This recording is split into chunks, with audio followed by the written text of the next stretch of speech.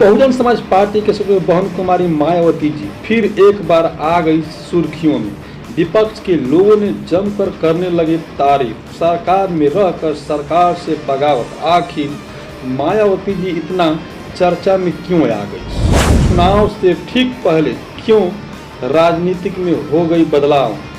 मैं क्या एक एक करके बताऊं। इससे पहले मैं आप लोगों से रिक्वेस्ट करूंगा कि नया भारत पे पहली बार हैं तो चैनल को सब्सक्राइब कर वीडियो को शेयर जरूर कर दें। खबरें विस्तार से मैं बता दूं कि बहुजन समाज पार्टी के सुप्रीमो बहन कुमारी मायावती जी फिर एक बार सुर्खियों में आ गई है, क्योंकि यह चर्चा का विषय बन चुका है। राजनीति में क्या हो रहा है बदलाव, ये लोगों का मानना है। सारे के सारे बहुजन नेता याद करने लगे हैं बसपा के सुप्रीमो बहन कुमारी मायावती जी के कार्यकाल को। जो 2007 से 2012 तक के सरकार बनाकर चला रही बहन कुमारी मायावती जी के बीच का जो कार्यकाल था उसका। लेकिन तारीफ मायावती जी का आखिर इतना क्यों?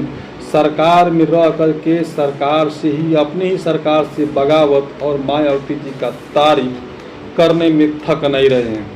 तो मैं बता दूं, जिस प्रकार से ओम प्रकाश राजभर, संजय निषाद ने भी किया बहुजन समाज पार्टी के सुप्रीमो बहन कुमारी मायावती जी का बहुत बड़ा तारीफ। संजय निषाद ने जिस प्रकार से कहा कि मायावती जी सबसे बेस्ट लीडर होने जा रही है या हैं, उनका कार्यकाल को देखते हुए उन्होंने कहा कि मायावती जैसा कोई लीडर नहीं था।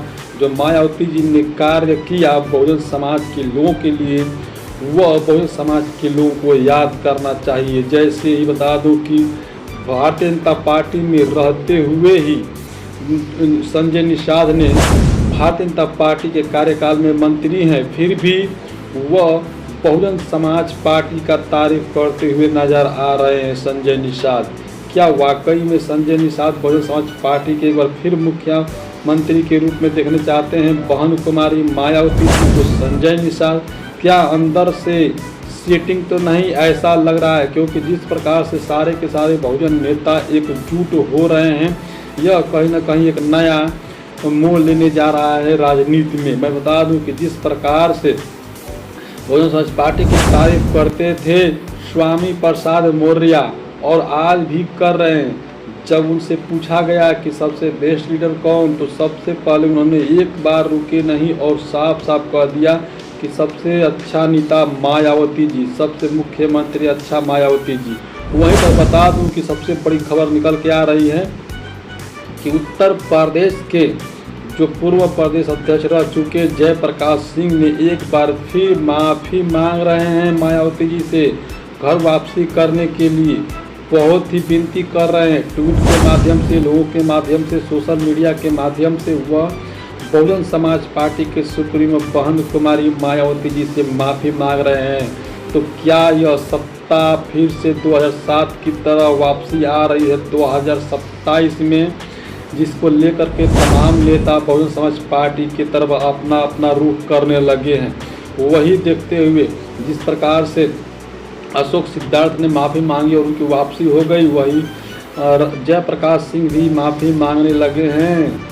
बहुजन समाज पार्टी के सुप्रीमो बहन कुमारी मायावती जी से हाथ जोड़कर रिक्वेस्ट कर रहे हैं कि पार्टी में हमें ले लिया जाए। हम पार्टी के गतिविधि के खिलाफ नहीं जाऊंगा, जो होगा ऊपर से आदेश वो मैं करूंगा, लेकिन बहुजन समाज पार्टी में ही रहूंगा, बहुजन समाज पार्टी के लिए काम करूंगा।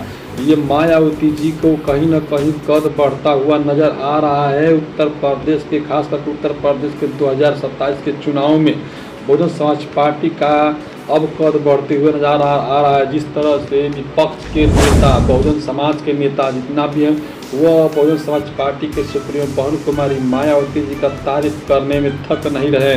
इस सबसे बड़ी खबर निकल के आ रही है कि क्या 2027 के चुनाव में बदलाव होने जा रहा है, जिसके चलते सारे बहुजन नेता एकजुट होने लगे हैं। वाकई में ये देखने को मिल रहा है। संजय निषाद, ओम प्रकाश राजभर, स्वामी प्रसाद मौर्य और तमाम जो नेता हैं वह बहुजन समाज पार्टी के गुण को गाने लगे हैं। जैसे लोग गुणगान करते हैं उसे गुणगान करने लगे हैं। मायावती जी के कार्यकाल को अब वह याद करने लगे हैं।